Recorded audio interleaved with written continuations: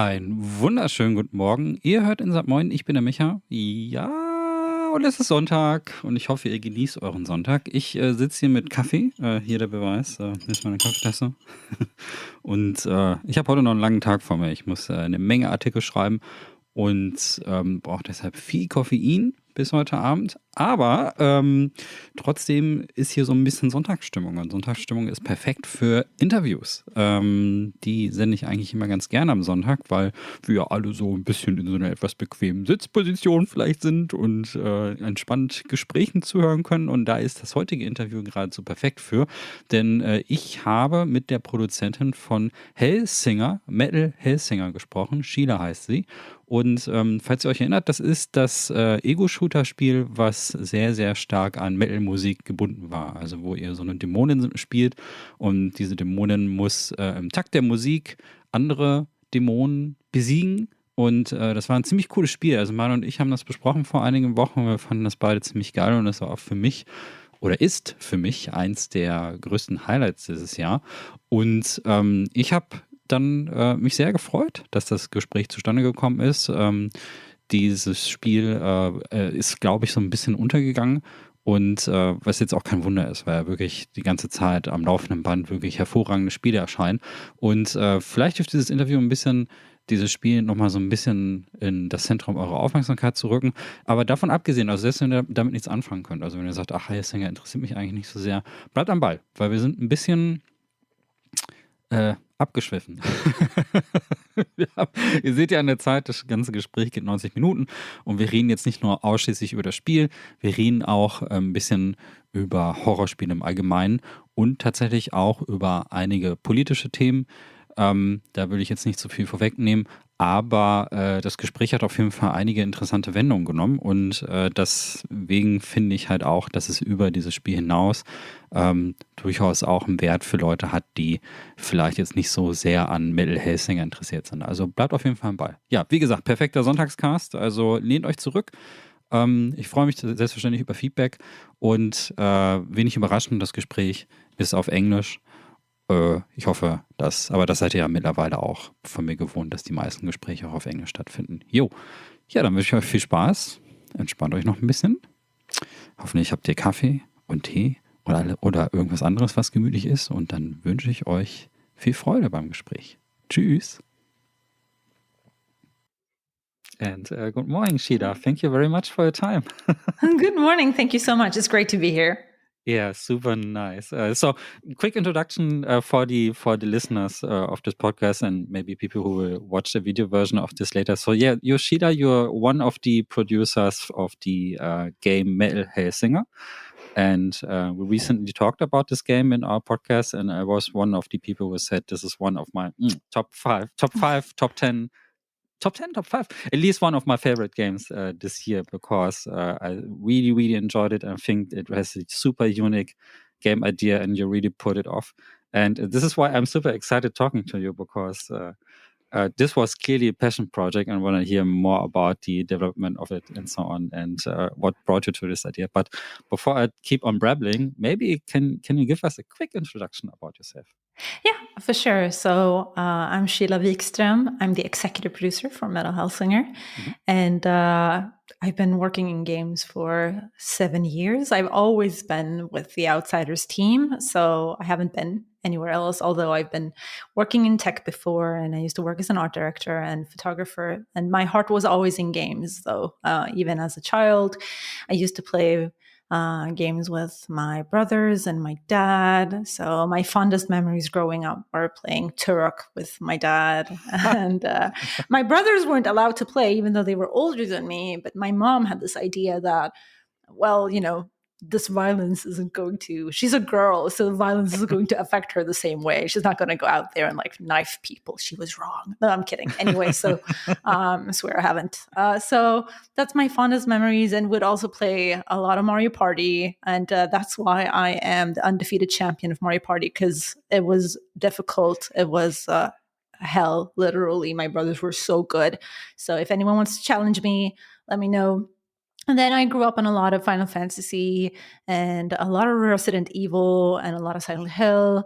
And I always wanted to work in games, but I figured that's not going to happen. I don't want to be a programmer. So I found my way in a little bit unconventionally. And I worked as an art director first, and with photography, and then here I was at The Outsiders when we were just 6 people back in 2016, and here we are now, a part of Funcom, a 40-person team, and we've just released Metal Hellsinger, and here we are. The rest is history. That's just awesome. So yeah, I have no experience in Mario Party at all. But since you mentioned Resident Evil, just before we hit record, I should mention that we had a beautiful conversation about horror in general. So yes, and I kind of feel that when you play Hellsinger, that you feel like there's also a passion for the horror genre, definitely, right? So yeah, that exists. It's not a horror game per se, but I think the kind of romantic aesthetic that is usually in horror games definitely exists in our game as well. Because when I say romantic about horror games, people are a little bit like, what does she mean? But there's something beautiful generally about horror games, something bizarre and the surreal and the contrast of real life and something that you wouldn't normally recognize. Like, that's why I love Silent Hill so much. I think those games are beautiful. The music is beautiful. It's sad, even though there is scary elements to it. And we are a very diverse bunch of like gamers at the studio, and I think that has really aided the final product. But yeah, you're right. So I think definitely that aesthetic does exist, that art direction does exist, lives in the game a little bit. Since you mentioned Akira Yamaoka, I love him. the master. Oh, the master. Oh my gosh, I love him so much. This could turn into an Akira Yamaoka podcast very, very fast. So let's keep it brief. I haven't seen the Cyberpunk anime yet, but since the Studio Trigger, I need to watch it because I really loved Little Witch Academia and Killer Kill. Just to sidetrack already in the first minutes, but I think Akira Yamaoka is really someone who nailed the feeling or some certain emotions when it comes to horror, right? So serenity, beauty, sadness, darkness, and there's also that metal, that rock element to his music that I absolutely love. I saw him live 3 years ago. He actually came to Sweden and played with a Swedish band, some of the classics, and just seeing him on stage, oh, it was amazing. And with he is a rock star, but in a way, but in the horror sphere, it's very cool to see. And I'm really hunting every release he's doing. So when he released the Medium, when he worked with the composer, and also there was a bonus disc on some Dead by Daylight, something I had to get it. Just because of the soundtrack. I am such like a simp for him. So whatever he touches, I'm like, okay, I'll just play this. I'll just play this game. I'll consume this media. The master has touched it, so I'll be there. So he was working on Grasshopper games. And I am the biggest Grasshopper fan. I always said that if I would ever do another tattoo, it would be the Grasshopper logo. And not to say that those games aren't, the way that they are. They definitely have controversial, problematic matters, but they know. So I would say I love those games. I love that he's been part of them, and the music is great. So if Suda51 and Akira Yamaoka sees this, like, where your biggest fan is coming at me, I'd be happy to collaborate on something. Hello. Yes. Hello. Yeah, I met Suda51 actually, and he's super nice person. And I asked him one question I want to ask you. So the thing is that he was super aware that the music of his games are super important, because he talked about the visual style of Grasshopper games, and he said, okay, this is basically our brand. So we have this super distinct visual style that people will recognize a Grasshopper game. So, but also music plays a huge part of this. So I think this was an interview back when Killer is Dead released, and it has this super heavy industrial metal soundtrack scraping, techno rock mix industrial something. So really reminds a bit, has a touch of Nine Inch Nails in it, and sounded just really cool. He had Yimi Urine in Lollipop Chainsaw as well, voicing and singing. thing. So, even if I haven't worked on any rhythm games before, and Metal is the first game that I work on that is a rhythm game, I have always, music was my first love, and music was my first love in games too. Like, that's why I was drawn to the Final Fantasy games, because Nobuo Matsu is like amazing. Silent Hill games like Kiriyama is amazing.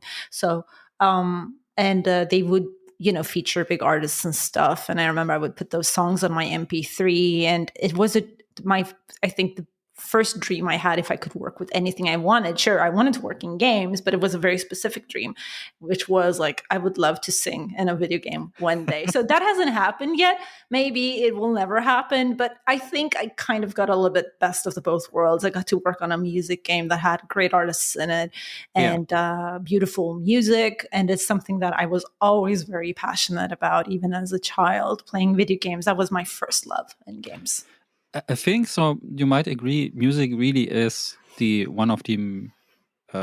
really expression, right? So especially when you listen to music, we talked about Kira, but also talking about the bands featured in your game, there is a certain expression to it. I think so you're playing as this demon unknown, and she is on her revenge. So she's pushing forward to kill a certain demon and killing everyone who stands in her way. And you kind of feel this pressure and this rhythm, of course, because it's a rhythm, but also in the music you listen to, and you get the feeling of, okay, she is unstoppable. Yeah. Basically. So this is the feeling I get, at least. So this is something. Yeah, absolutely. I think, one of the things that I love is that right off from the very beginning, she is strong.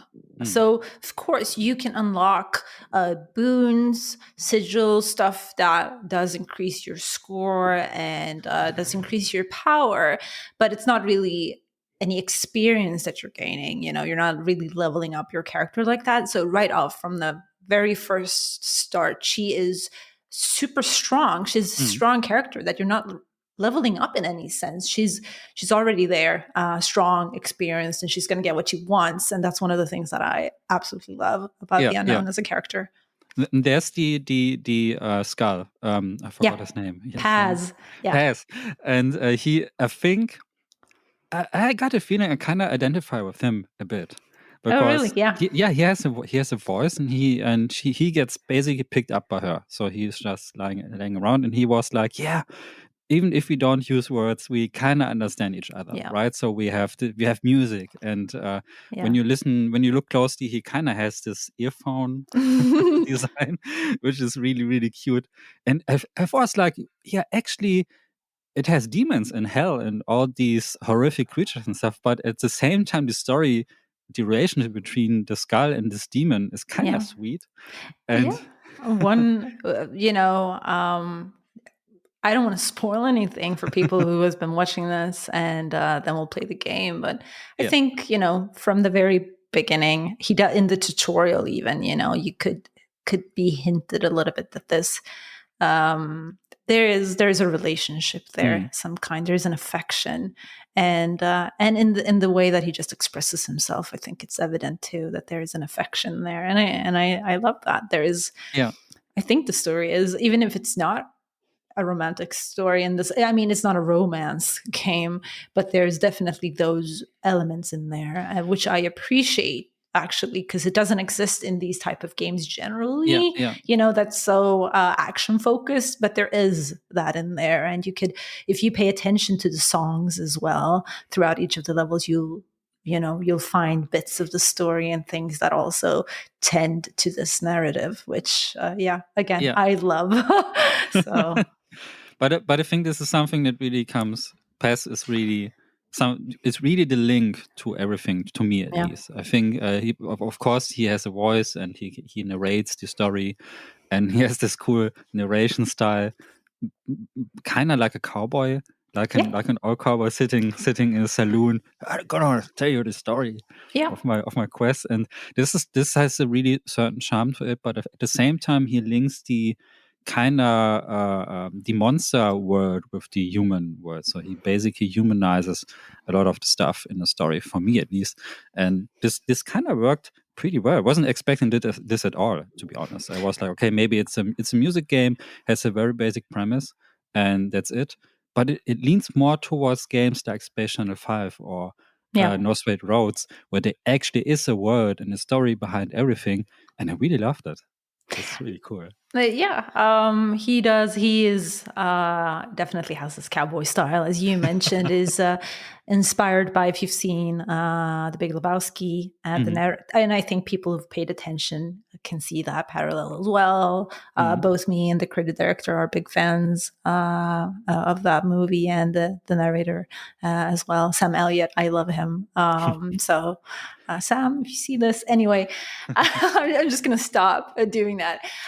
But so definitely he is the link, and was a little bit of a risk doing it this way, I think, because it, we're unsure if it was going to work for everybody, and especially if it would disrupt the flow, because he is narrating and commenting as you play. He's carrying you through the level and between the levels. Will this be off-putting for the player? Will this be a disruption? But it seems to have worked. So to me at least, what I don't like are music games that kind of just give you tracks without context. So we dislike how they do it in the Hatsune Miku games, for example. It's just a video background and you hit some notes, and this is super boring to me. But the games I mentioned, Space Channel, for example, they give you context. So you're this space reporter on a spaceship, and people start dancing wild. And what should we do about it? Oh, there are aliens. We need to dance. Make a dance off against these aliens. And this is silly, of course, but it gives this thing something to breathe, a word to you can put yourself into it, and then it kind of makes sense. Maybe it's a musical world. Maybe everything is like this. And also the same in NSR, in No Straight Roads. I talked to the executive producer last year, and also was a big fan of this game, because there's this story between the battle between rock and electronic music, and this is very basic, but they themed everything around these music styles. There's disco style, dance style. There's a parody on boy groups and stuff like this. So this is super funny, and at the same time, it gives everything a purpose and a soul. And this is something that what I really like about Hellsinger. It could be just a simple score attack game without any context, without anything, and it has the aesthetic of something like maybe in the direction of Doom. And then people will play it and say it's nice, but having kind of a story and a narration between it really helps to establish the themes. And also there are lyrics, of course. So I don't have every detail of the lyrics in my mind right now, because I need to listen more to it, but I got the feeling that the lyrics also reflect what is happening in the game, right? It is, yeah. And so that's what I meant. If people pay attention, they'll see that there are little parts and pieces of the puzzle that they can find there. So that's why it's funny to see in our community right now, our Discord, how they're trying to piece together the lyrics, because we haven't released them officially yet, because spoilers. But it's so funny to see, and we're dropping a few hints here and there. I think this stuff is awesome, especially since we talked about horror games before, and something there is to the horror game community, they love solving riddles. Yeah. Right. So at least I do. People still talk about Silent Hill games because they want to find meaning behind everything. Maybe they overdo it a bit, but what do you mean? What do you mean? But this is something I really love. So playing a game and thinking about it, what did it actually mean? And tying this to the lyrics is pretty cool and unique, I think, because not a lot of games did this. Dave, the creative director in Two Feathers, did a great job on doing that. And another thing that is, super cool, really, is the fact that each of the songs are tailored to the singer and the level and the aesthetic of the level. And then the lyrics themselves are also tailored. So it's really just this beautiful craft to match the story, match the art, match the level, match the pacing. It's the backbone of the game, after all. So, because in my opinion, if you go to the second level, which is Stygia, which we also released a demo on, and that demo is still available if people want to try that demo out before they play buy the full game.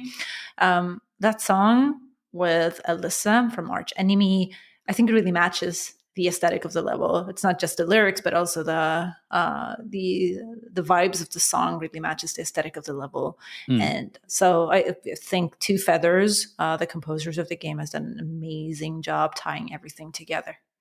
This must be a huge amount of work. So coming from Yes. someone who did indie games in the past, I didn't have the opportunity to do the sound design stuff that much as I would like. I composed music for games, but not, this was linear music, so it played from start to finish, and we didn't use any third-party tool to incorporate the dynamics into it. But listening to Hellsinger, I was instantly, so my deaf brain was like, oh, this is complicated. You got layers and you got the rhythm. The work is gargantuan. So, both from a text, from the tech side, design side, composing side, the narrative side, it's truly a huge amount of work. So big kudos again to Elvira and Niklas from Two Feathers. Are making our dreams come true. Basically, it's amazingly crafted together. So as you said, the songs we didn't use any licensed song for this particular reason. We couldn't really separate the tracks and the layers and build them this way. But by composing original tracks, we could set up all the different layers and set it up together with the Fury, the multiplier system. So the better that you do, the more you increase your Fury, more layers of the song that you get. And another cool thing is also that as you progress it through the level, because it's not the same song, just looping from start to finish is like, okay, now we have this encounter and it's this act of the song, that it's its own special act. And then we go to the next encounter, it's the next act. So it's acts, there's layers, there are transitions, and all of this had to be implemented. And it also had to fit the encounters. So level designers and combat designers would also have to work with Two Feathers to ensure that, okay, well, here's the crescendo act. So we need to make sure that this fight here is bombastic. And we have one of those fights in one of the levels, Nihil, with song from, featuring Björn Strid from, dropping the name right now, Soilwork. That song is called It's Early in the Morning. It's very early in the morning. And it's called Dissolution. And first of all, that song is absolutely amazing. Björn is absolutely amazing. Love Soilwork. And that encounter with the crescendo is like, I still get goosebumps. I've playtested that level and that particular encounter 500 times. And every time I'm just like, I go like this myself. I think so. Yeah. Just like the designers and Two Feathers done an amazing job tailoring everything together. It feels like a suit, very well made. That's true. So did you start talk to the composer super early in development, since you already knew, okay, this music has to be super important part? How did you actually this? We had been working with Two Feathers for a long time on our previous project as well. So they are, even if they are not a part of the team, they are a part of the team because they've been with us for 6 years now, 5-6 years or so. So they're very integrated to the team.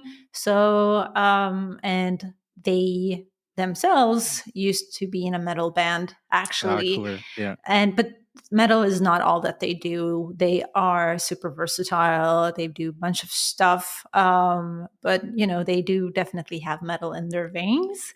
And of course, because we worked with them before and they would do both composing music and audio design, I was very confident that they have all the competence that we need and that they would find this exciting. And luckily they did, and they jumped on board. So it wasn't this whole thing with pitching it for them. I would almost say they pitched it to us in a sense. So very happy to have Two Feathers on board. And you actually 6 years, you said, so it means that you always had this constant conversation between different stages of development, how it goes forward.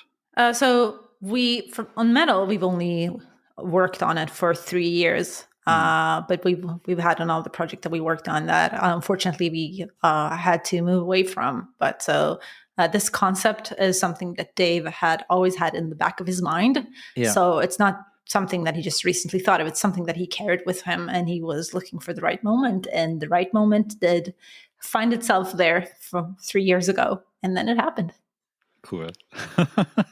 So I think the metal music also is kind of convenient when it comes to the rhythm of the gameplay, of course. So you're making more damage and you're pushing up your combo meter.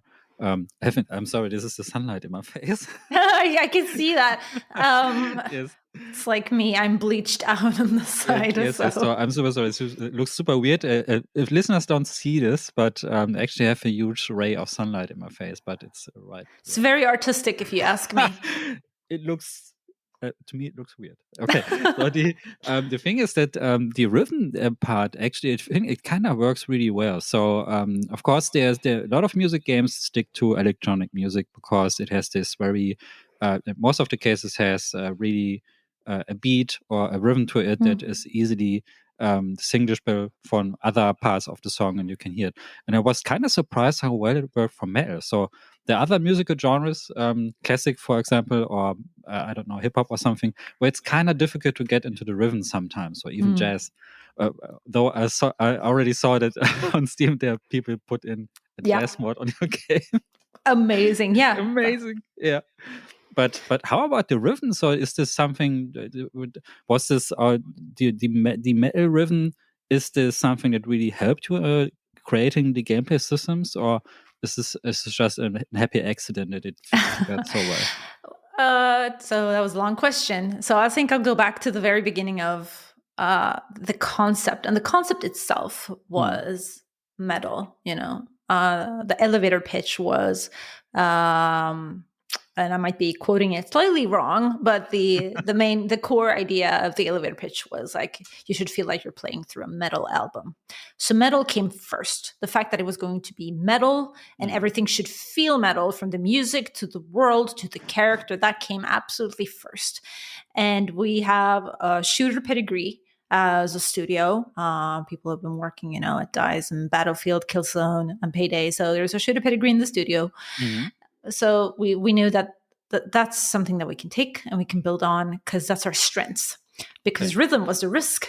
We haven't done that ever before. So metal is something that was the core. And then we took something that we are familiar and comfortable with. And then rhythm was the risk, of course, and something we all had to learn together. And that was actually quite a challenge in the beginning. So happy accident, no painful struggle, I would say, in the beginning. But we were so lucky, again, to have, first of all, many of our designers are musicians. They are playing instruments in their private lives. And so they are musicians already.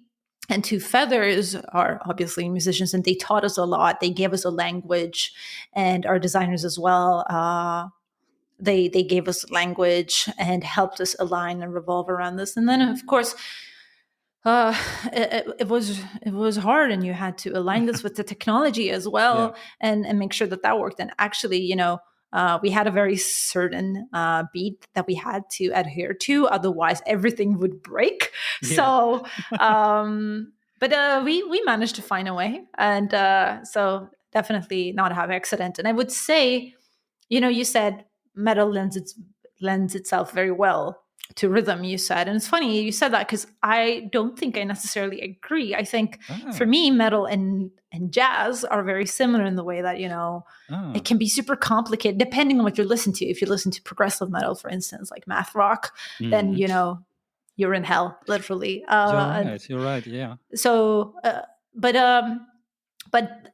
on that thought, I think that metal lends itself very well to the gamer audience because a lot of gamers love metal. So in that sense, I think it lends itself very well. But to Feathers, except for making banger tracks that are amazing and I can listen to 5 million times, they also made something very approachable together with their designers. So in terms of beat matching and rhythm design. I'm super sorry. I need to get the door. Of course. I'll take care of the podcast in the meantime. Hello, everybody. I am now I'm the new host, and this is our horror cast, and we'll talk about horror games.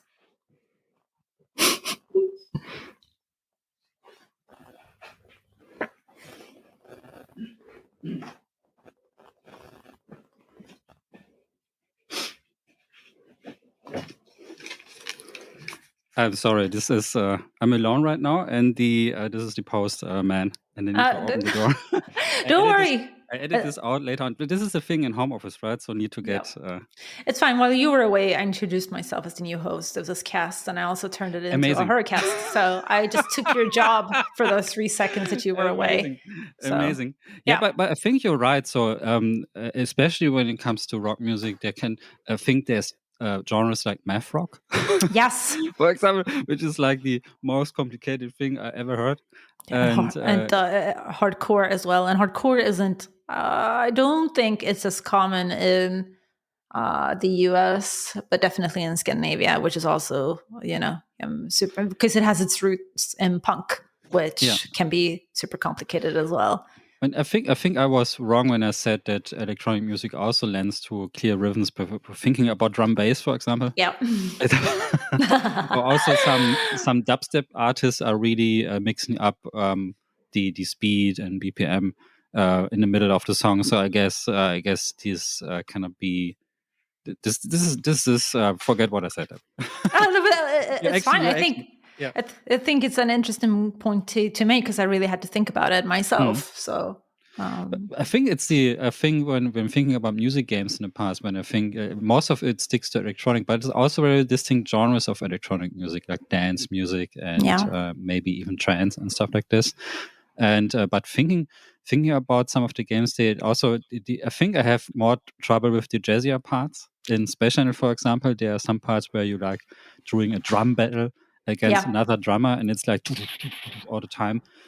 And this is kind of complicated to get into, but I didn't have the trouble in Hellsinger, surprisingly. So there were some super complicated songs when it comes to rhythm and drums in the background, and but never had trouble. And I don't think it was the visual indicator you bit in. I think it was the music itself. So it was really clearly structured, and even when they changed the tempo during the song, there was always a reason behind it. So it really lends to the kind of, okay, I'm entering a new stage of combat right now, or maybe I'm entering a new stage in the level, and the music changes. So the obvious change is like boss fights, for example. You enter the boss fights, and then everything changes.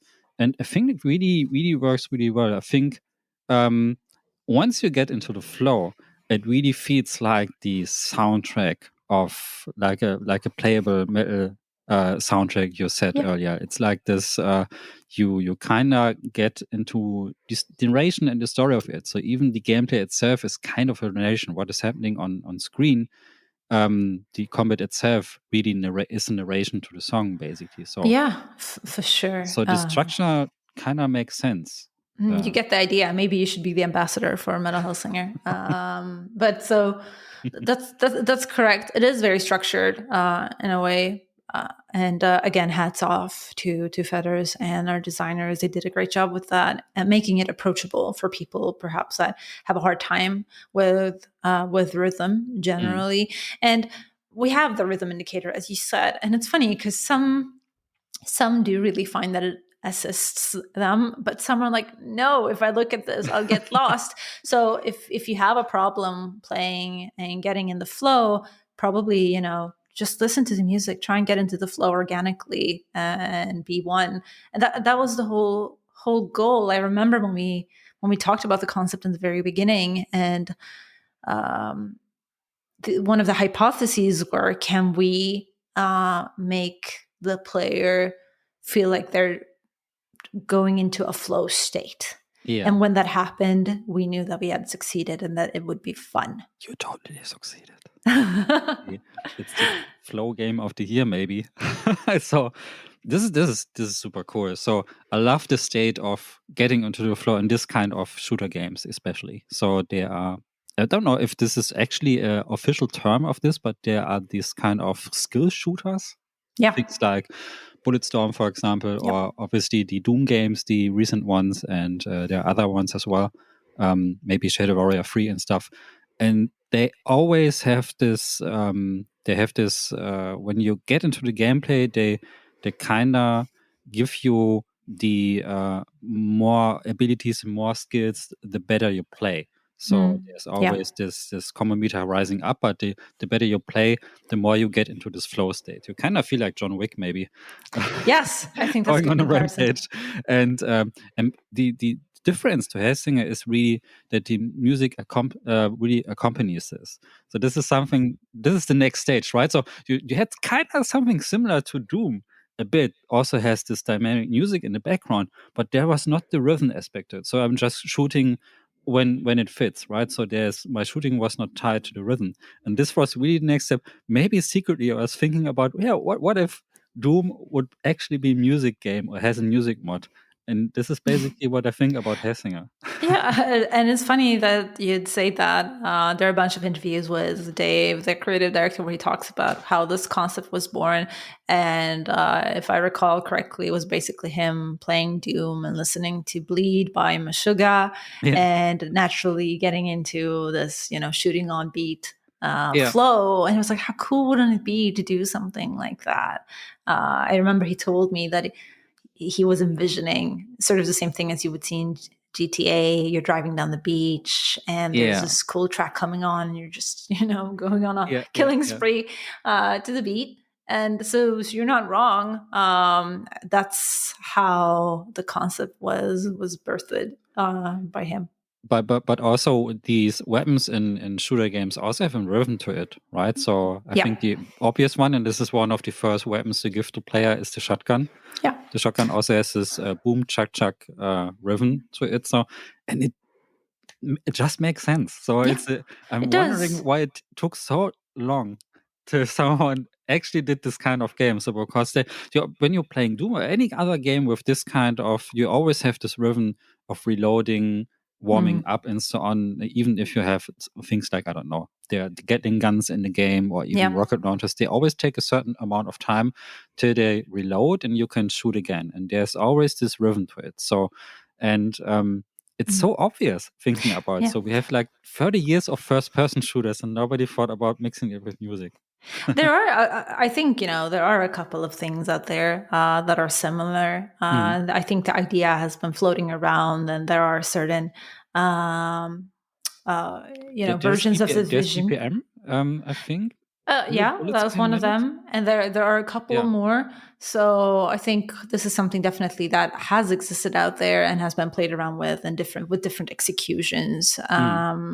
But this one, very specific, just like you said, that's something that was birthed from Dave as he was playing Doom and listening to metal. And I think it's interesting, that idea that it lived with him for so long.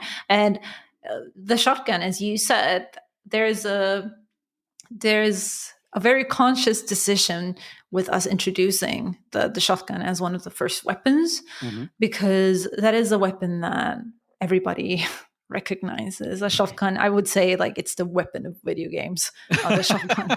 So what is the video game weapon? It's the shotgun, and it's something that most people recognize. and it's very approachable regardless of which level you are, and it's very satisfying. And then if you want to, mix it up and try the other ones, for instance, the Hellcrow and the Hounds, the pistols are my specific favorites. You can, but the shotgun, as you said, it has this very certain rhythm that people would recognize, and the shotgun is, again, the weapon of video games. So again, that was also like a very approachable introduction. We thought it was a conscious decision, but I agree. And it's almost a little bit bizarre because weapons are actually quite terrible things if you think about what not weapons in video are. games. In video games, they're awesome. So In video games, they're in reality, it's gruesome. I wouldn't touch a weapon in real life. No. But definitely with many things in natural life, or both mechanic things, technology, and even out in nature, there is a very organic rhythm, and it's fun. Something that I remembered at the beginning of the project when it came to a weapon sounding sound. I love Mew, the band, and so in one of their songs, "Am I Rhino?" There's like in the very beginning, there's like almost this AK sound. Yeah. And I was always like, that for me always sounded like an AK, but that's not the point. But I think there are definitely similarities out there. I thought it was interesting. This idea is just now being very explored, and I think it's interesting to see what people can figure out. Yeah. There's this rhythm of combat. I think movies picked it up really, really early. Yeah. Without even aligning it to combat, there are only a few. I think mostly comedy movies who tie it actually to music for comedic relief. I think Edgar Wright did it in one movie. I think the guy who did Shaun of the Dead and so on. I think it was the one of the aliens. It's at World's End, I think, where they get drunk during the movie. And I think there was one combat scene where they tied everything to the music. And I think also and John Wick does it as well. Yes. And I think there's it really is an idea that it was out there. And there are only a few games. The only one that came to mind immediately was Bullets Per Minute. And I actually thought this was the same team working behind it because they had the Valkyrie in front of the cover, and I was like, okay, maybe it's the demon side of the story or something. Then I played the game. Actually, I haven't played it before, and it is actually totally different. It's has the same premise, but it goes into a completely different direction. But the idea was out there, and this is really cool. But talking about the depiction of hell, this is something that I'm really curious about. So we have several games right now who depict hell. So I think the most recent one was Agony, which depicted hell in this more like the classic art was doing, like Hieronymus Bosch and so. And then we have games like Dante's Inferno, who obviously doing something similar. But there are also other games that depict hell as kind of as abstract void or a different dimension and so on. But what about your hell? What about your depiction of hell? I think it's really cool to start in a snow place. So there's actually, so you think about, when you're thinking about hellfire and maybe volcanoes and stuff like that. And then you start the game maybe on the outer rims and it's actually super cold. So what's about here behind it? Well, you must have heard the expression "hell has frozen over," right? But there are definitely elements to our depictions of hell that people can recognize and that are familiar to them, and that was really important too, because you get a lot for free when you take elements that people recognize that are familiar. So you need to have that as well. And then we did take some other elements that are maybe less, orthodox to play around with. And what we found important was that each level would have a little bit of their own identity. Sure, there are some similarities, but I think even with different songs, which we do have, we feature different songs in every level, it would quickly get samey and a bit boring if it was just hellfire, Yeah. all the levels. So we have some things that people will definitely recognize and identify as this is your classic hell, but then also some other things that are less orthodox. So I appreciate that myself, and that also, I think, ties into the music in a much more interesting way, because now each of the levels can get an additional identity with a track, just as I mentioned with Stygia and the song by Alyssa and Arch Enemy. I think that the level and the song matches really great together, and we can build those identities together. So I think that hell itself, the idea of hell, is really something a lot of artists are really drawn to. I feel so when an artist gets the opportunity, or when he or she is asked, okay, what is your idea of hell? Then everybody's like, yeah, maybe I can think about things I wouldn't normally think of, because hell usually is the place with all the gruesome, nasty things and so on. And they were like, maybe this is the opportunity to explore these ideas. And looking at horror artists, especially like Cliff Barker, for example, he did this game Jericho, I think it was the name. And also there were different stages of hell, and he depicted different ideas of it. So people feel super inspired by hell somehow. This could become philosophical vodcast very, very, very fast. But I don't think people think about death enough. It's important to think about death, actually, because we're all facing it at the end. And and even though we don't think about it enough, there is a curiosity and a fear to what happens next. So depicting it could be a little bit of regaining control. And it's always very good to be curious about the things that we are scared of. So instead of meeting death or hell or heaven or whatever with fear, maybe meeting it with curiosity. And curiosity sparks inspiration, and it sparks these visions that maybe we can create, and maybe we can regain a bit more control of what we think will happen next. So it kind of it totally makes sense. This is why.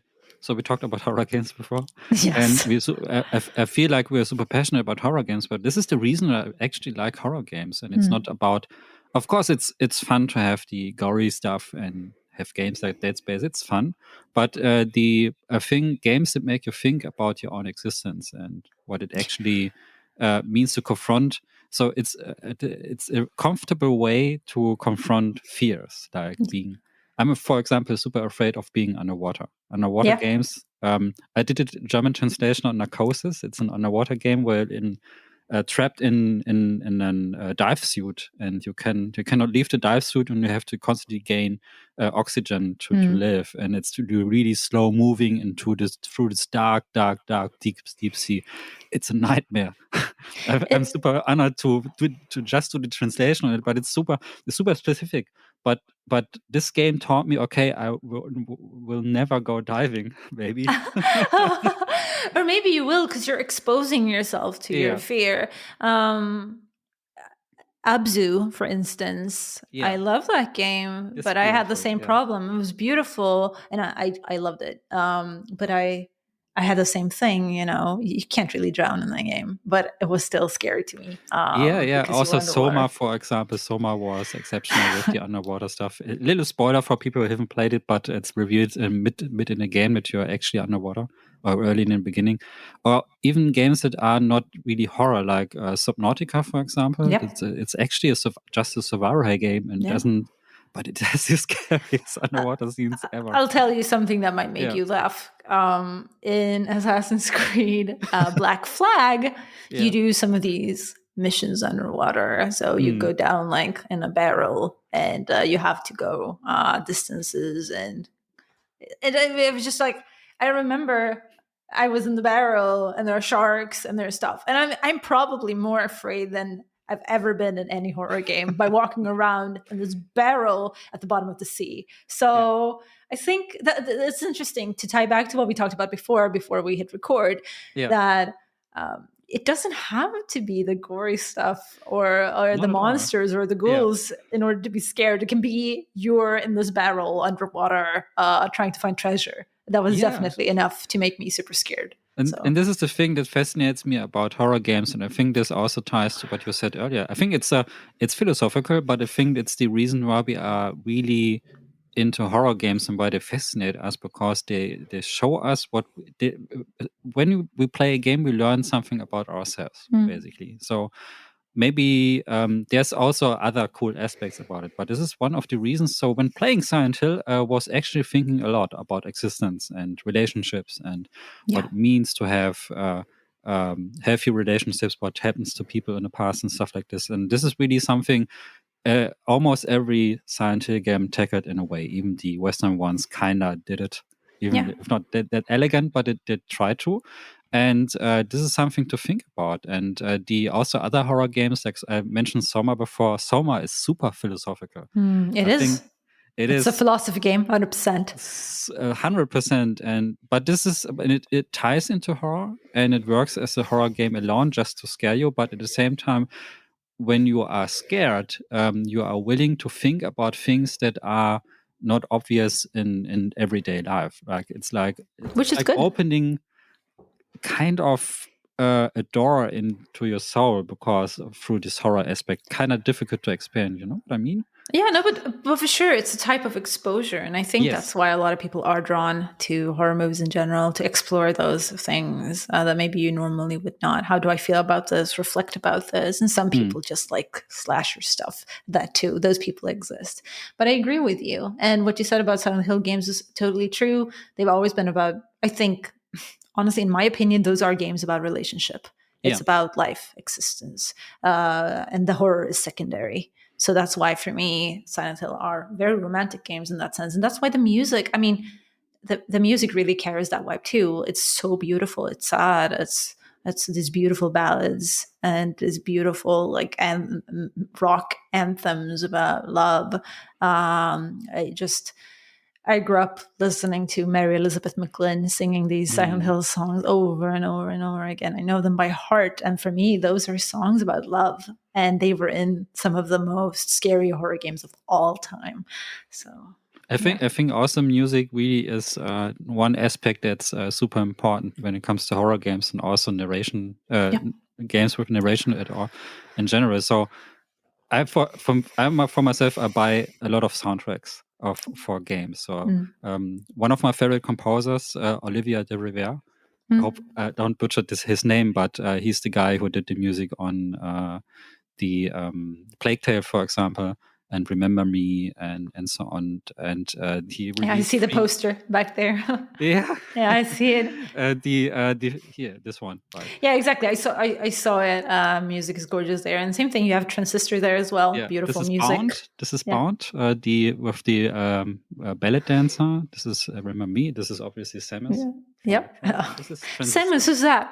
Anyway, sorry, I just had to. And Transistor, and those games, beautiful music. Yeah, Transistor is also really has a super amazing soundtrack, and this is obviously soundtrack is super important to me. But it opens emotional channel I don't have to other games. So when I listen to soundtrack and listen to music, it kind of really reflects the soul of the game when done right.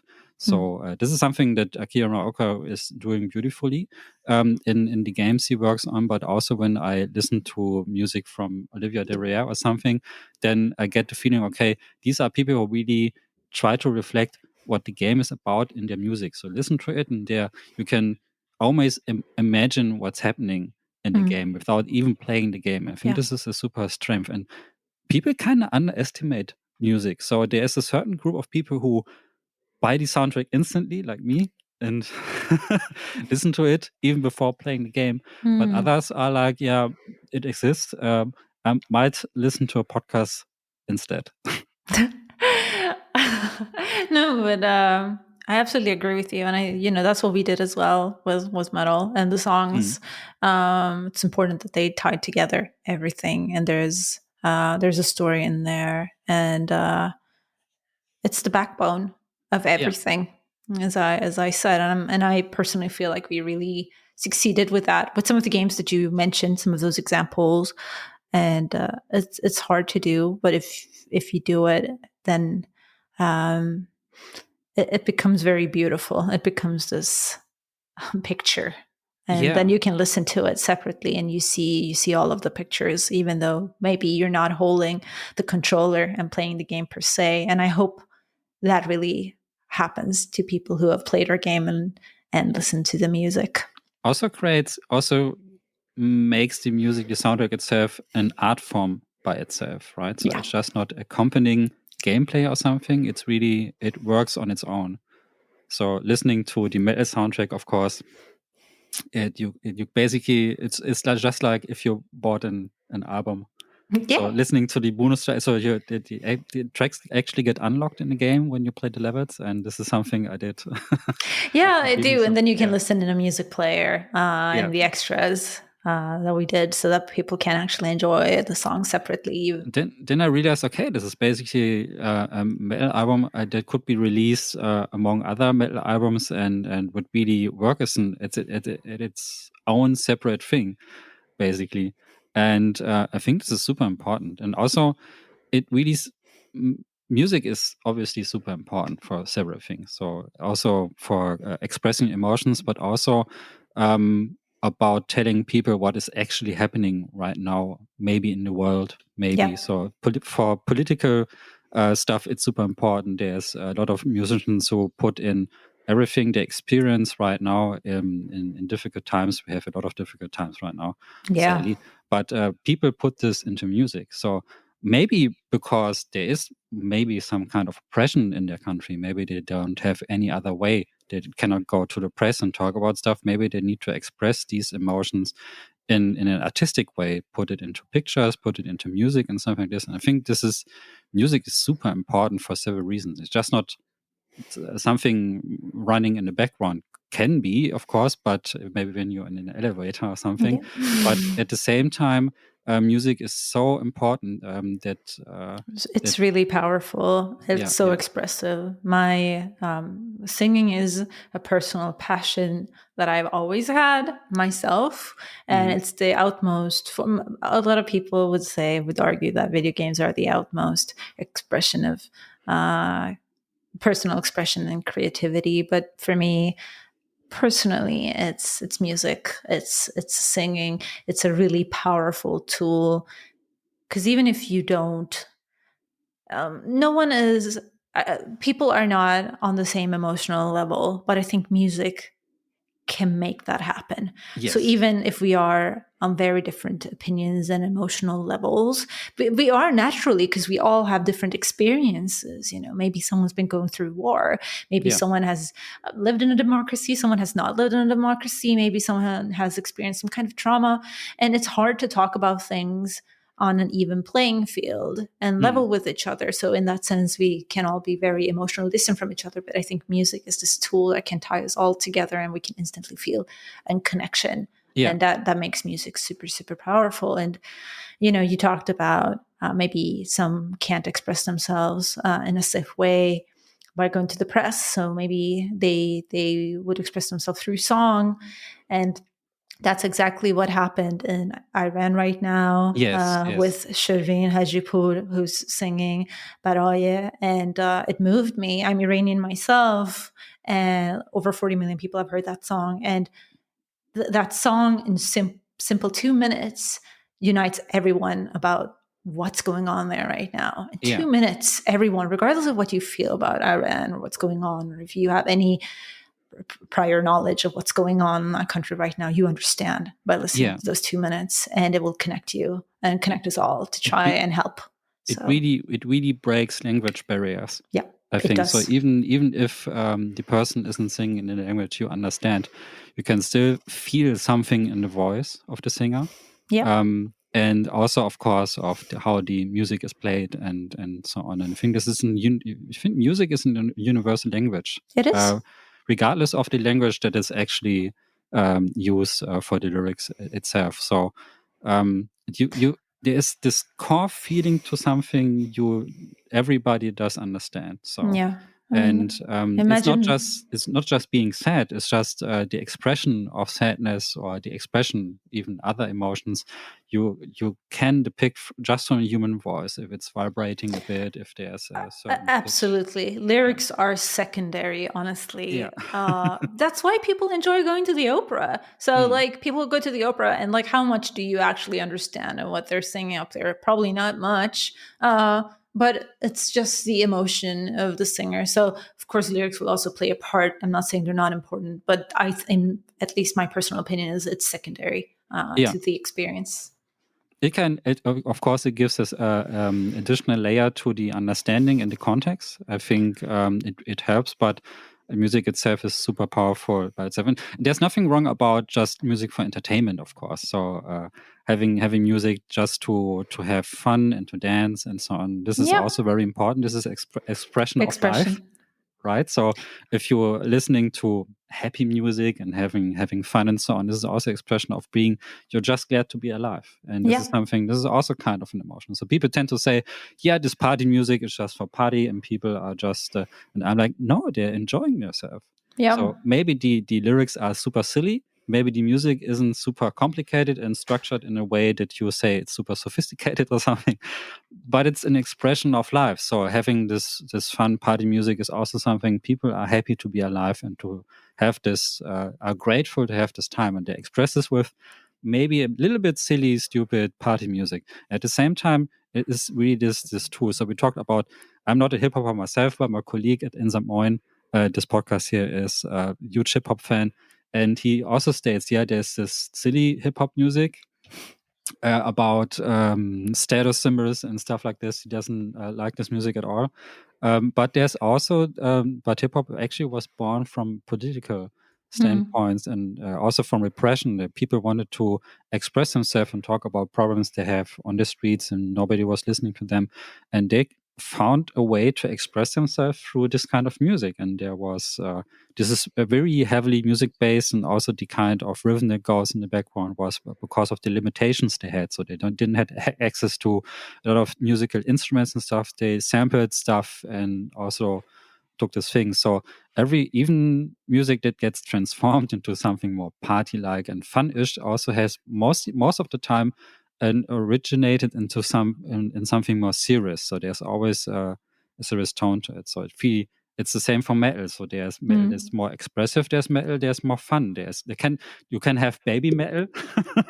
So where these girls are jumping around on the screen, it's more fun based and party like. And then you can have more complicated metal, really expresses life experiences and stuff. And I'm I grateful think for music. both is great. So also you mentioned it, Iran. It's I also heard this on social media right now. It's going around right now. People are retweeting this currently, and I think it really helps to bring these messages across, having this kind of song and this kind of expression. And even people who don't know anything about the political backgrounds, what's happening in Iran right now, understand that there are people in trouble. And this is really the power of music, I think. Absolutely. Absolutely. I agree. And so, praying for the safety of people right there, right now. It's personally affecting me a lot. My family's in Iran, all of them, except for mom and dad here. Damn. So, obviously, thinking about them every day right now. And I'm grateful for being able to mention it here as well. So if you haven't paid attention, please do. People are fighting for the basic human rights right now, and they need all of us here in different democracies to raise our voices and be their voice. It's weird that that no bigger media has picked this story up, right? So it's been pretty poor coverage, unfortunately. I've been retweeting like crazy. I see that some are waking up, so I hope things will get better. But unfortunately, coverage has been pretty bad.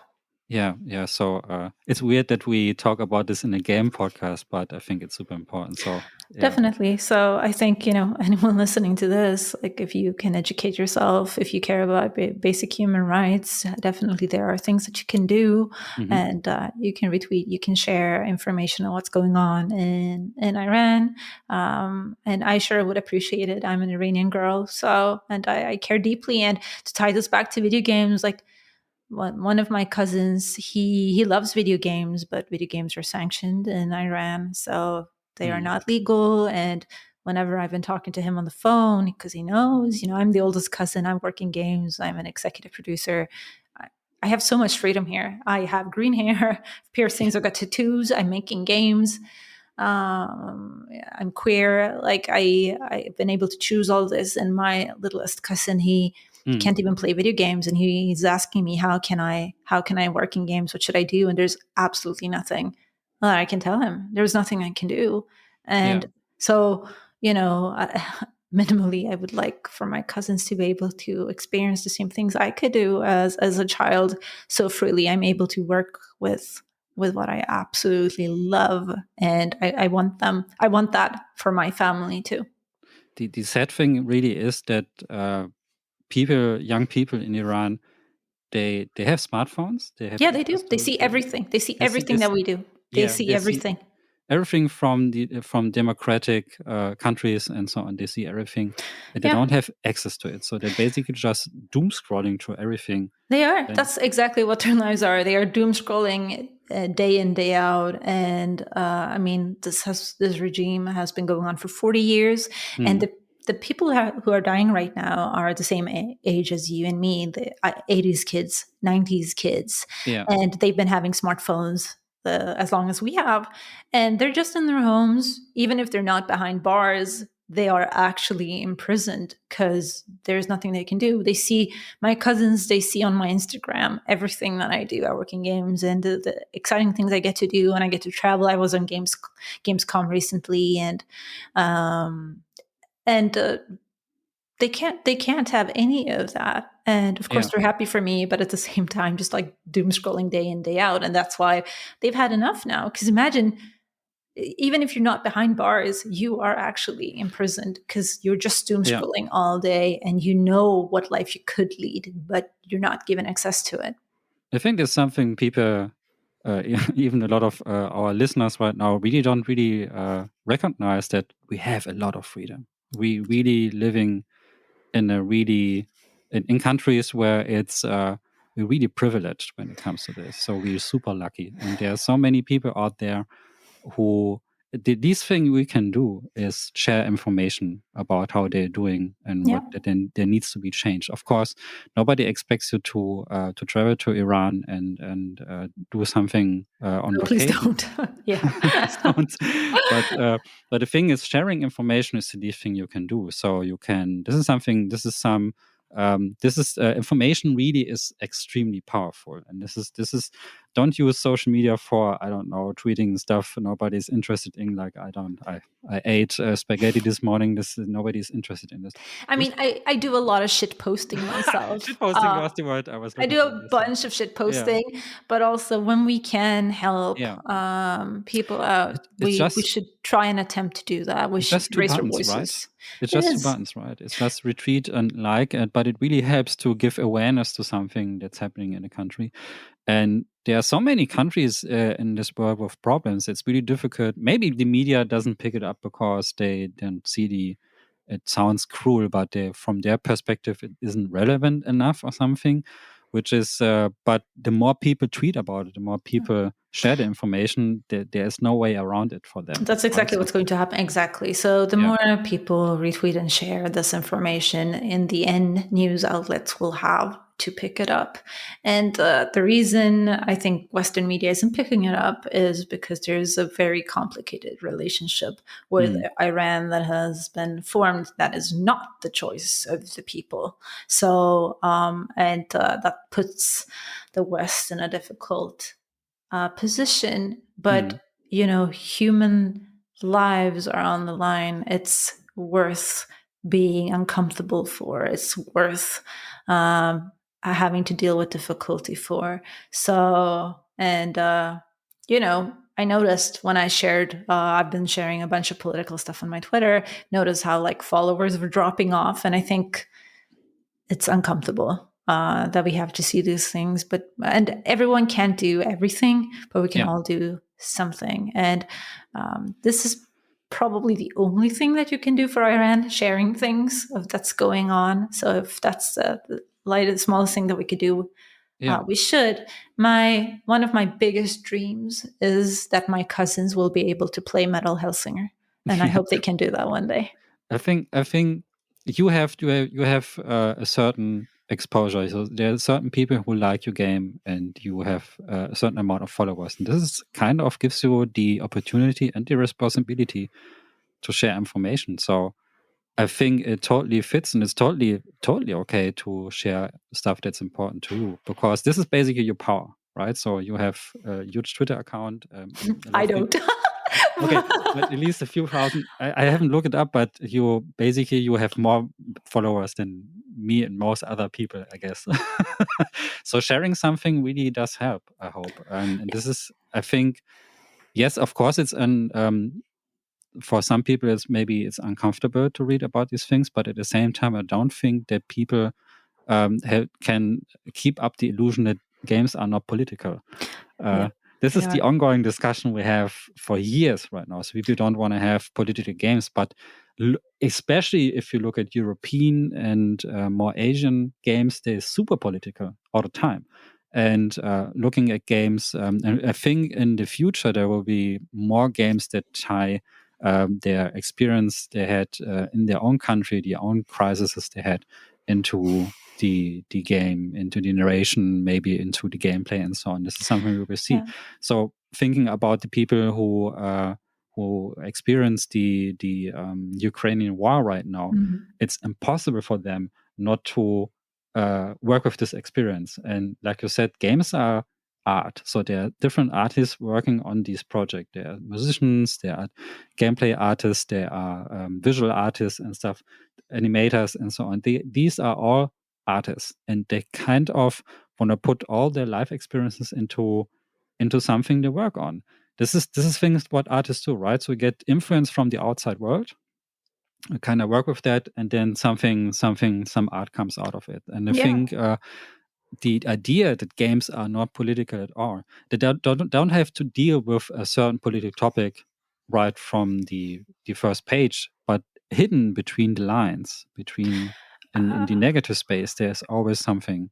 I think it's even more simple than that, actually. I think it's odd to exclude games from the political space because food is political, environment is political, the clothes you wear is political, whether you like it or not.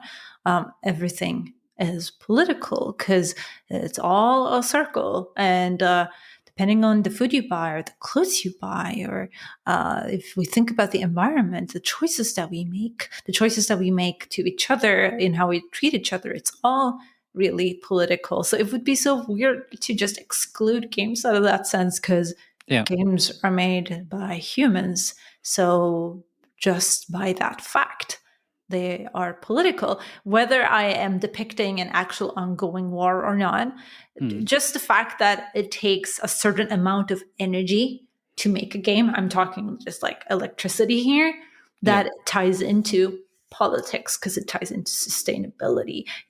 It ties into how can we try and make games more environmentally friendly.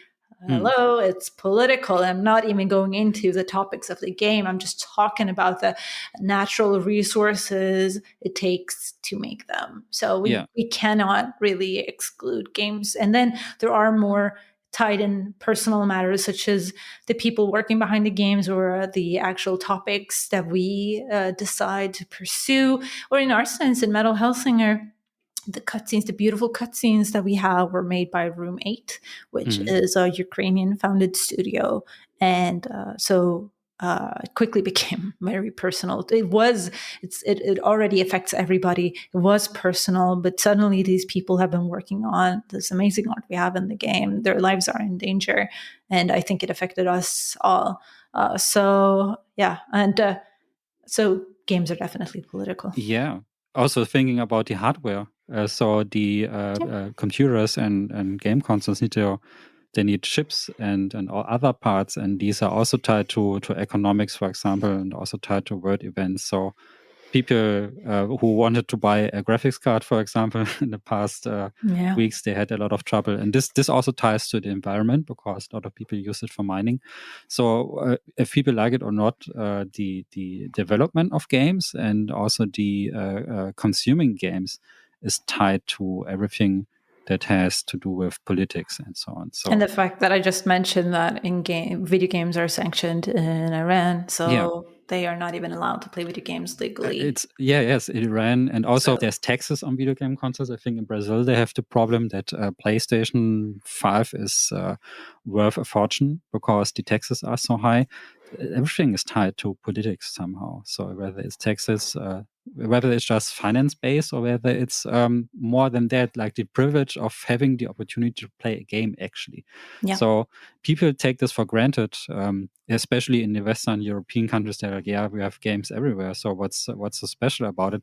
But think about if you grew up in a country where you don't have access to the technology because maybe the country doesn't have is a bit poorer and doesn't have the access to this kind of technology, or it's forbidden, like in Iran, for example. And then suddenly people realize, okay, maybe the access to art isn't something we have everywhere, and we should appreciate that. So we should appreciate that, and we should help make it a basic human right. And humanity in games is something that I am personally.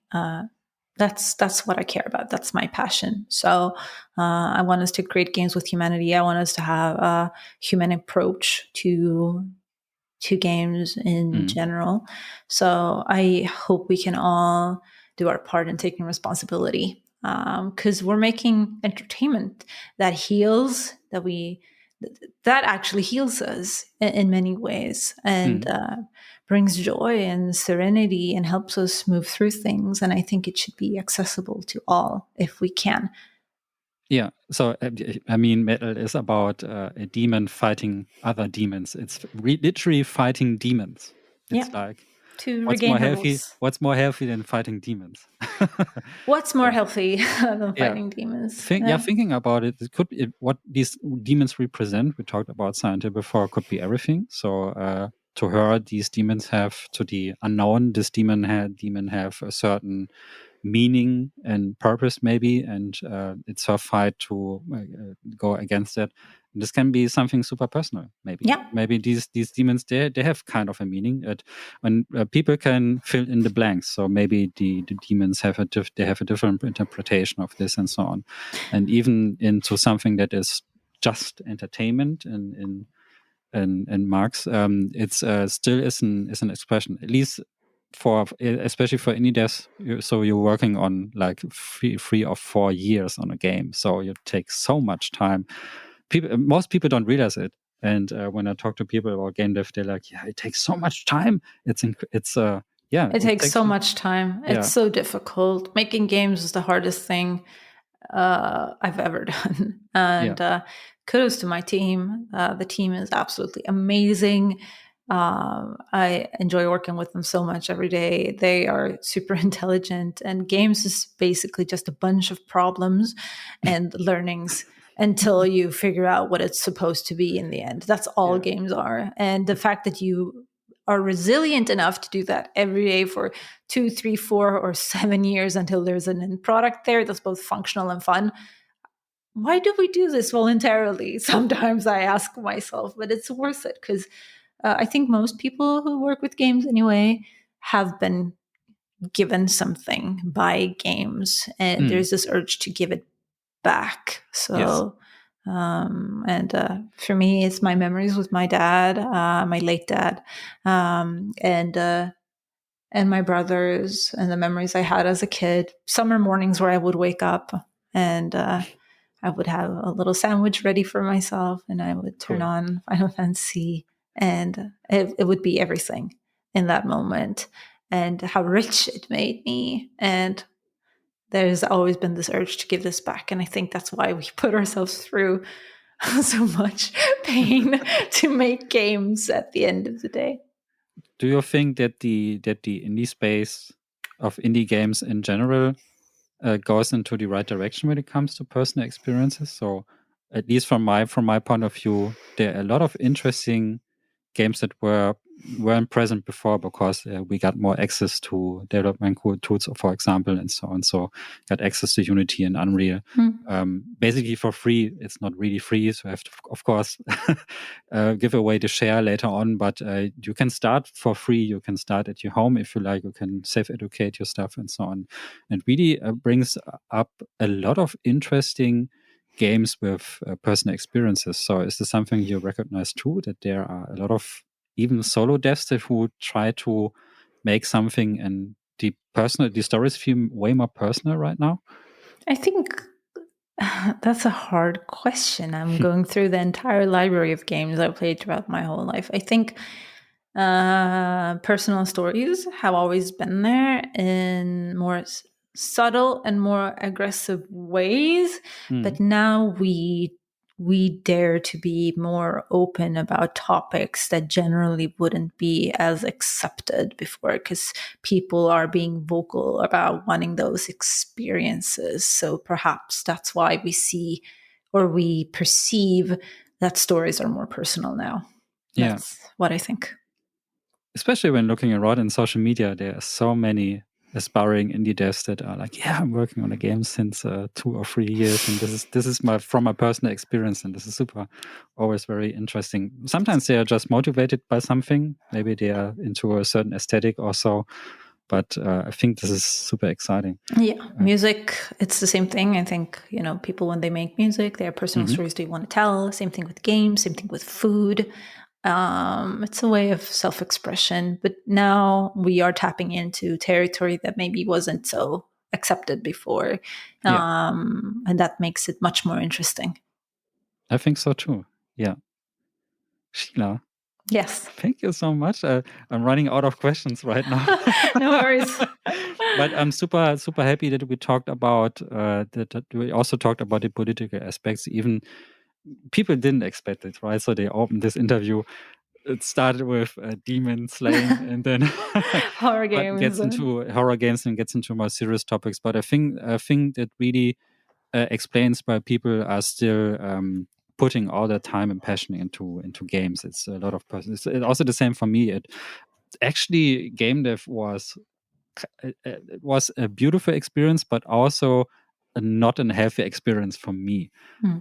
I was very unlucky. I got scammed by the publisher, and really had bad experiences about this. I want to get back into game dev, but I needed a break, so I went to lecturing about games, which is kind of giving the passion to other people, to other students. This was the best thing I could do with the experience, but it still puts me back. So, like you said, there's something about the language of games. There's something about the how games express themselves and how I'm able to explore certain emotions in games that really draws me to it. So I actually studied film, so I think I'm more drawn to the cinematic experiences, maybe. Yeah. So with lighting and so on. And this is why I love survival horror games with fixed camera angles so much, because they have they also incorporate a lot of a big film portion into it. Yeah. But this is really, that speaks to me. I played Tormented Souls last year, which is a game from, I think it's from, I'm not sure. I think it's from Latin America. Brazil. I don't know, but it was amazing because it was basically like a classic survival horror game, and it spoke to me on so many levels. It was a bit cheesy when it comes to the story, but the visual language and how when you move around with the character and solving puzzles and learning the environment and having this aspect of recursive unlocking. So you really learn the mansion you're moving in, like in the classic Resident Evil. So you need to open doors, and then there's a certain point in the game where you don't need the map anymore because you know the building inside and out, because you really remember the camera angles, the rooms, and so on. And this is something where, like, yeah, this is something I really enjoy exploring new locations and spooky locations, but also being able to overcome these horrors, all these hurdles into it. This is something that really speaks to me. So, and I think I don't know, it draws me back, and also I have a lot of good memories with horror games that are not tied to the horror experience itself, but to the time being around with friends in school and so on. When Silent Hill came out and Resident Evil came out, I talked about it with friends in school, and I always remember this time. Resident Evil always was this super scary, mystical game. Only the most hardened horror gamers are able to play. So we knew Alone in the Dark, but Resident Evil was always like, yes, this introduction where people get eaten by dogs and so on, and was always this mystical thing. And when I actually played it for the first time, my heart rate was going up insanely, and I remember that. And I was also playing it with my brother, and we don't have any connection to it. We don't share any interest at all. It's because he's my stepbrother, but we don't share any connections but PlayStation 1. When it comes to Metal Gear, when it comes to Gran Turismo, and when it comes to Resident Evil, then we share some memories, and this is something that really sticks with you for life. So games birth memories, I think. Yeah. So some of my fondest memories are from games, and memories are interesting because memories can be like thoughts, but memories can also be like clear pictures in your head of a specific moment that's crystal clear, and I have a lot of those with games. Yeah, so it's weird to feel kind of melancholic playing a horror game, but I definitely do. I think, and I talked to one of my best friends about this, that for me, games like Shadows of the Damned and Silent Hill, I feel, and Resident Evil, and particularly Resident Evil 4, I feel cozy when I play them. When I want to have a cozy day. Exactly. When I want to have a cup of tea and light some candles and like a blanket, I want to have a cozy day. That's one of the games that I'll turn on. So for me, that's the feeling that I get. It's the same for me for horror movies, which is kind of weird, but I put in Event Horizon if I want to have a cozy evening, and my partner is like, why the hell are you watching this horrible, gruesome, super violent movie? And I'm like, yeah, it's hear the music in the beginning, I get into this cozy feeling. And it's also the same with horror movies. So I really enjoy horror movies, and of course, when they are really done well, I get scared and I get into the movie. But when the opening comes and the opening credits appear, there's always this cozy feeling of, now it's spooky season. Now I can get into it. Sure, so, and this is it's hard to explain, but you feel like really comfortable watching this kind of stuff, even if it's super horrific. But because it's comforting. I think the first time you watch or play something, maybe there's a bit more tension, but then when that's over, you can start reflect over the experience and what you liked about it, and it can eventually transform into this new experience that you have great associations to. My partner has that thing with the Thing. Carpenter, yes. Yes, Carpenter. That's his comfort movie. It's amazing. But it's even a comfort movie for movie makers. I talked to the director of the last Resident Evil movie last year. His name is Johannes Roberts. He's from the UK. And I watched his movie, his adaptation. I was like, dude, you're like really into Carpenter, right? Because the shots, the colors you chose, the music, the synth music in the background, you just, I admit it. We went on full Carpenter. It really influenced me, and this was his driving factor, actually. So he was like, when he was a teenager, he watched Carpenter movies in cinemas. He was like, I think he mentioned that he watched also The Thing and Prince of Darkness and other ones in cinemas, and this was his best experience. And this is why his movie looks like a Carpenter movie, basically. It doesn't look like the other Resident Evil movies at all.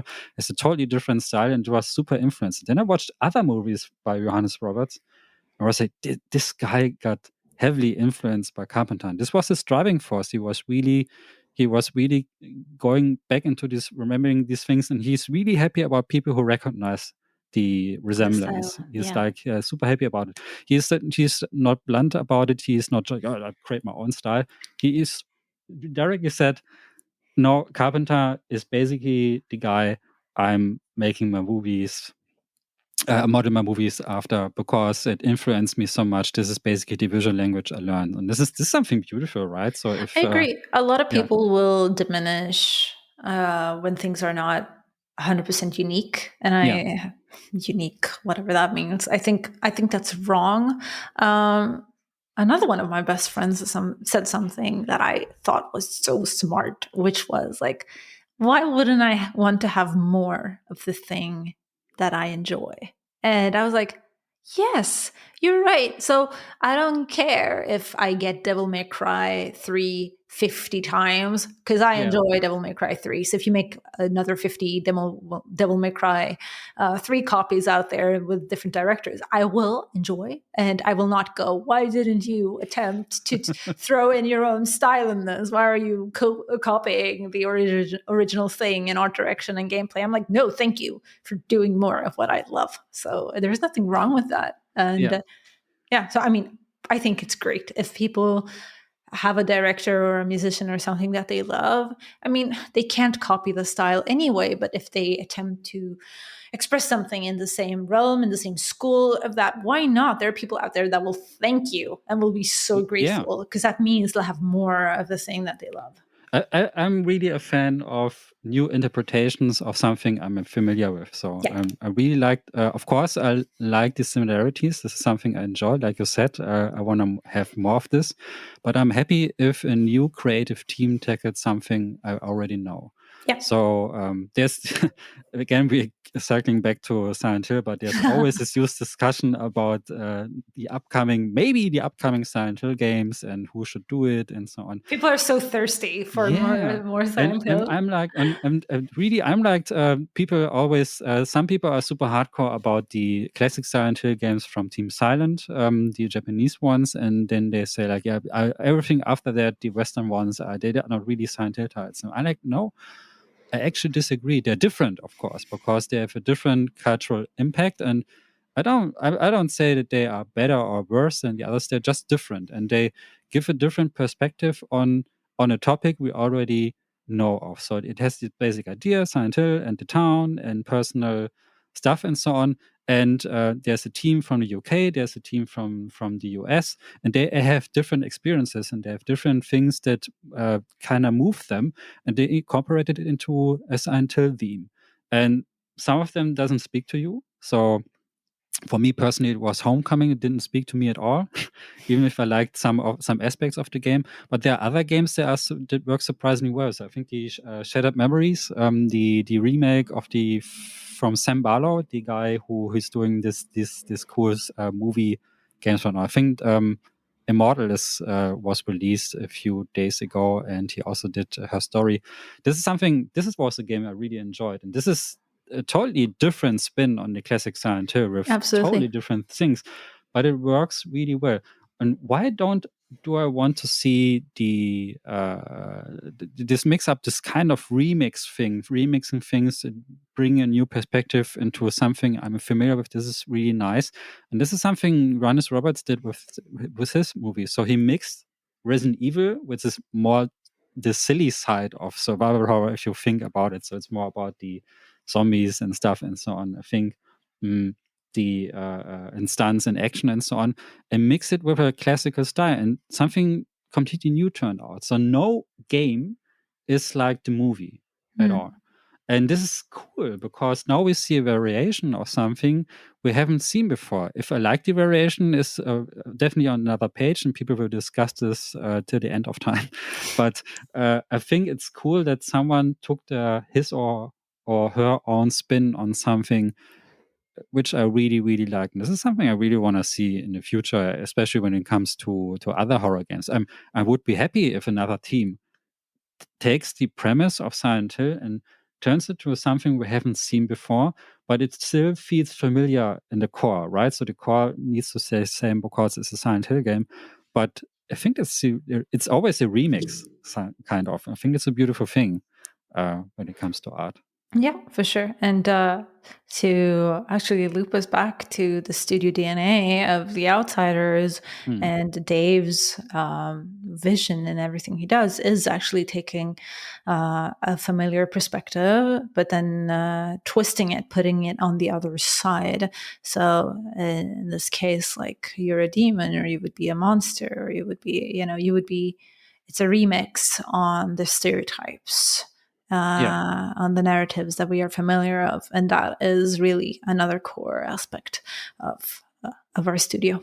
Yeah, I think Unknown is a super unusual character when it comes to protagonists in the game. So I really like the character a lot. It seems a lot of people do. I'm very happy about that. I love her myself. So, and playing as of course, there are games where you play as the monster, but playing as what would conventionally be the bad side is something that we feel passionate about in the studio. Okay. Is this a hint to upcoming projects? I'm not saying anything, but people who have kept a track of our studio might be familiar. We worked on another title before where you played as a monster as well. So we like putting a twist on different perspectives, basically. Very cool. Hmm? So I can highly recommend Hellsinger. So what we recorded a review podcast about the game before, so the audience already knows that I really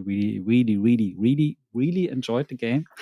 Great. So it's no surprise, but I'm always happy to talk about this to developers, because I think they in classic interviews with the press, they're like, they have this classic question answer structure, and the press people are super reserved about their opinions about the game, so they can't express their impressions. So we are really, since I'm a dev myself, I'm like, well, I think why not? Why shouldn't devs know that we want to talk to them about the games, because we like the game a lot. Yeah, And this is that makes us really happy to know. And we can never really, as developers, as I'm sure you're familiar as a developer yourself, you can't really be biased towards your own game going in and saying, this is great, this is awesome. You can't really do that. We have to be pretty neutral as well as a developer.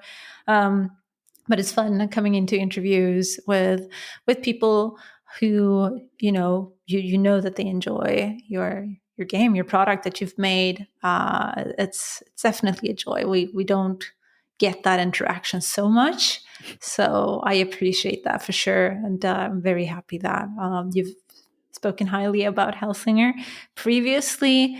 I really hope that everyone who's watching this or listening to this will enjoy this interview and enjoy the game as well.